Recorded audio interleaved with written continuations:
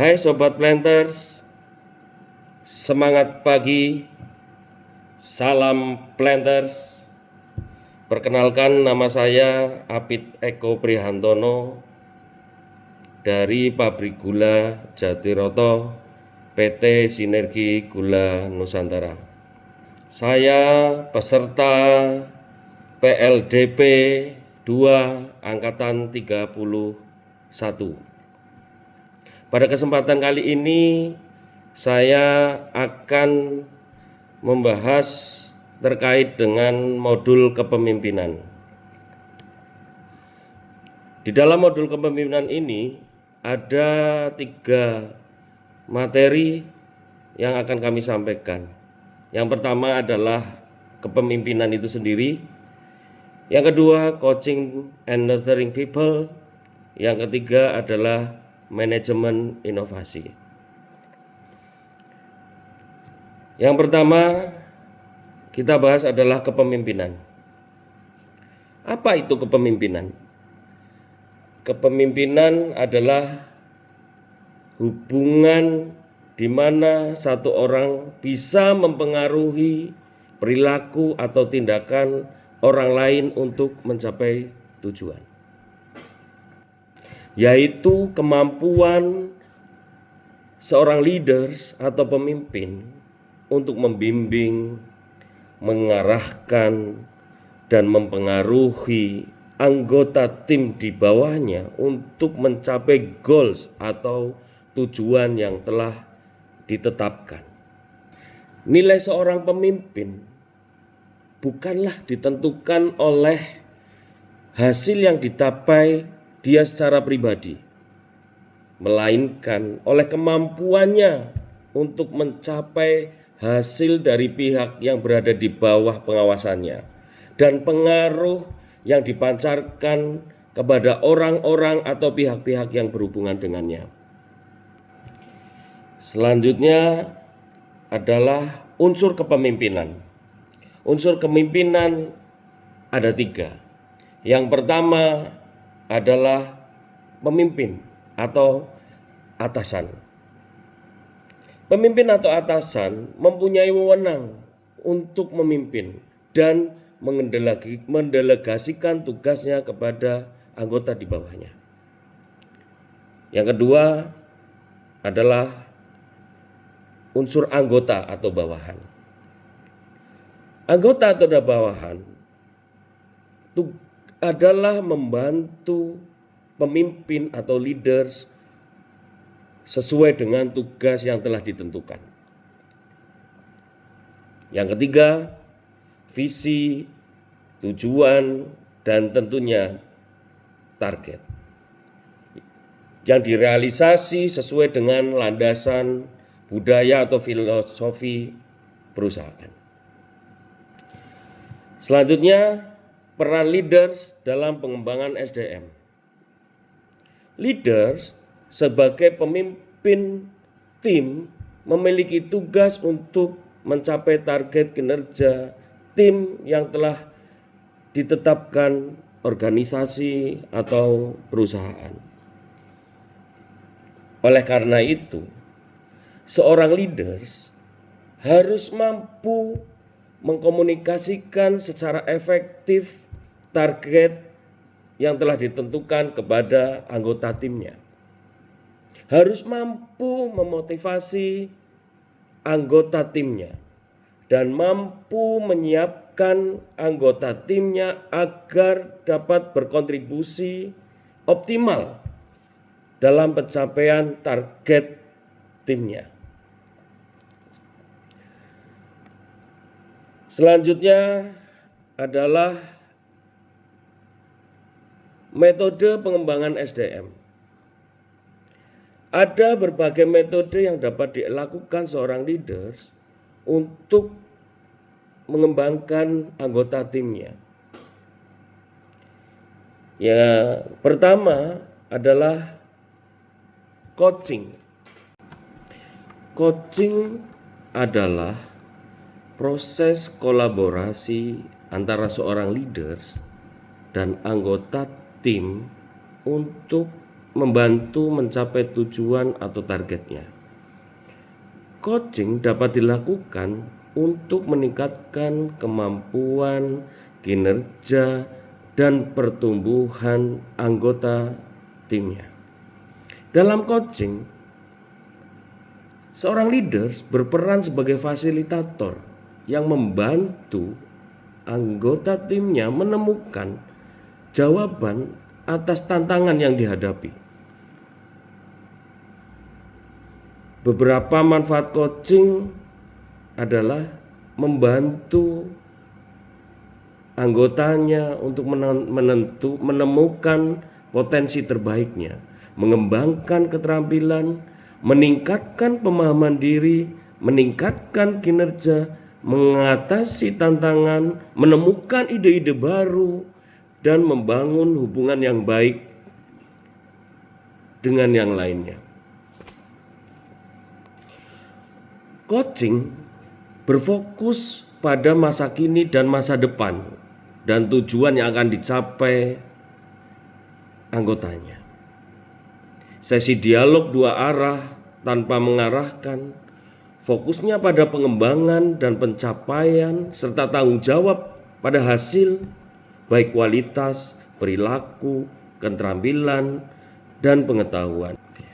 Coaching merupakan pendekatan yang membantu seseorang, jajaran di bawahnya atau di timnya dalam menggali pikirannya dan membantu proses belajar dari diri mereka sendiri melalui kemitraan, melalui dialog untuk memaksimalkan potensi pribadi anggota timnya dan profesionalitas yang dimiliki dengan proses menstimulasi atau merangsang dan mengeksplorasi pemikiran dalam proses kreatif.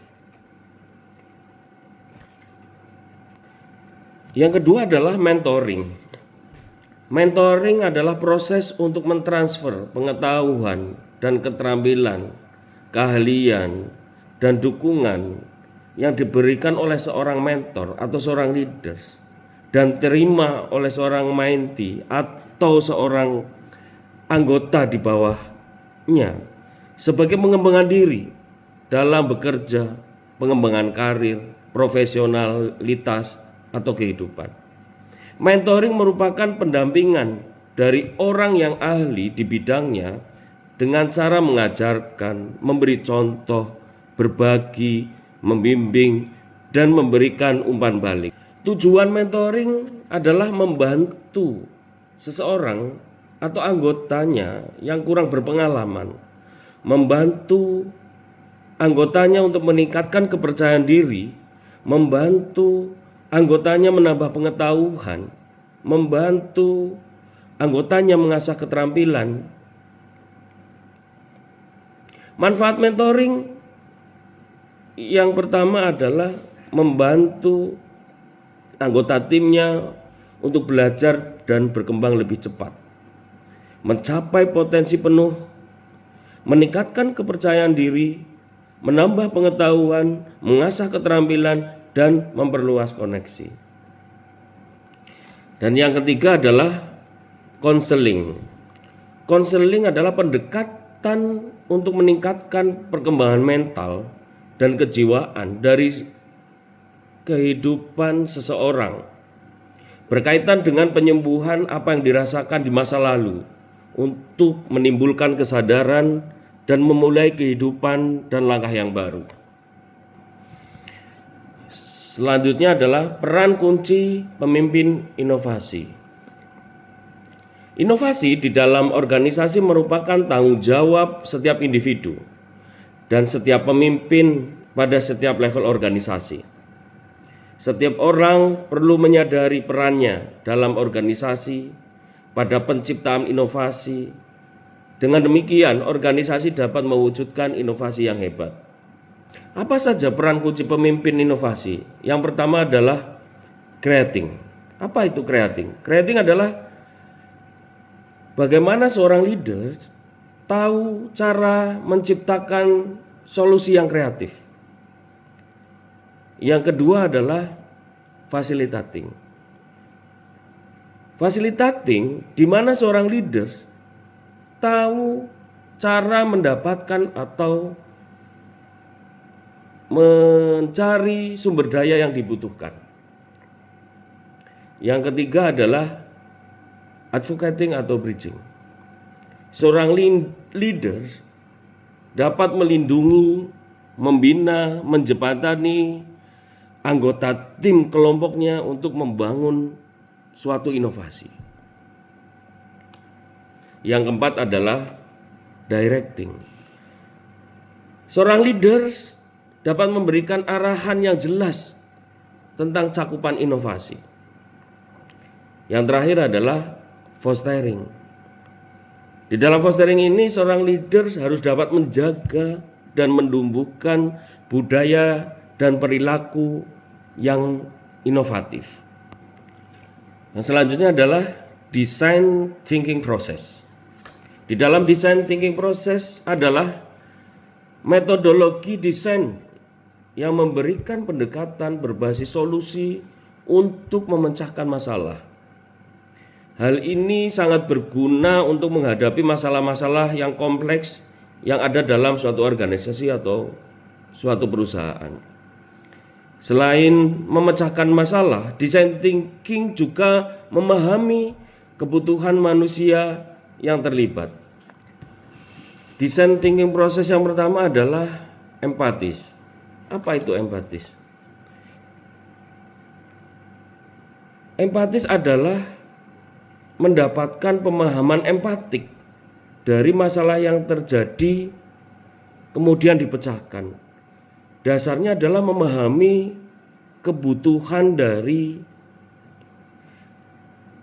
orang atau human. Didasari pada kebutuhan orang tersebut. Di tahapan ini melibatkan pendekatan terhadap human atau seseorang dengan mengerti apa yang sebenarnya yang diinginkan.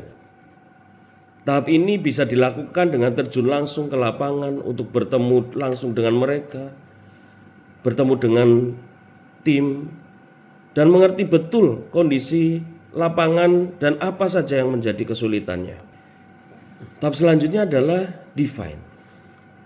Pada tahapan ini, segala informasi yang didapatkan dari tahap sebelumnya, empatis, dikumpulkan, dianalisis, kemudian disintesis untuk menentukan masalah inti yang akan diidentifikasi. Tahapan define ini akan sangat membantu dalam menyelesaikan masalah yang ada karena telah dilakukan penetapan masalah. Tahap selanjutnya adalah ideasi. Tahap ideasi ini adalah tahap bagaimana menghasilkan banyak ide. Semua ide akan ditampung untuk menyelesaikan masalah yang sudah ditetapkan pada fase define. Setelah itu dilakukan penyelidikan dan pengujian ide-ide untuk menemukan cara terbaik dalam memecahkan masalah atau menyediakan elemen yang diperlukan untuk menghindari masalah-masalah yang bisa saja terjadi. Tahap selanjutnya adalah prototype. Di dalam tahap ini adalah mengembangkan prototipe atau solusi untuk pemecahan masalah. Di tahapan ini yang dilakukan adalah untuk menyelidiki solusi masalah yang dihasilkan pada tahap sebelumnya. Prototipe ini bisa diuji dalam tim sendiri maupun orang di luar tim. Ketika ada masukan, maka dilakukan perbaikan lagi pada prototipe ini sehingga dihasilkan prototipe yang benar-benar bagus. Tahap terakhir adalah testing atau pengujian dilakukan terhadap produk kepada masyarakat atau pengguna.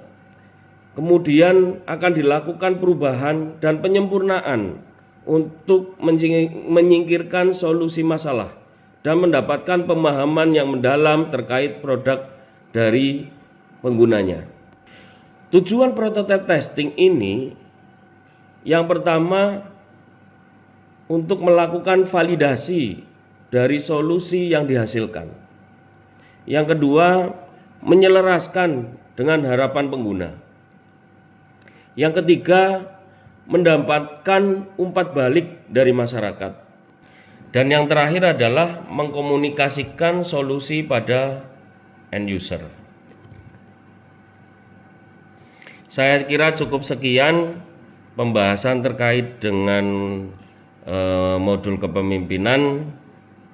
Wabillahi taufik wal hidayah. Wassalamualaikum warahmatullahi wabarakatuh. Salam Planters.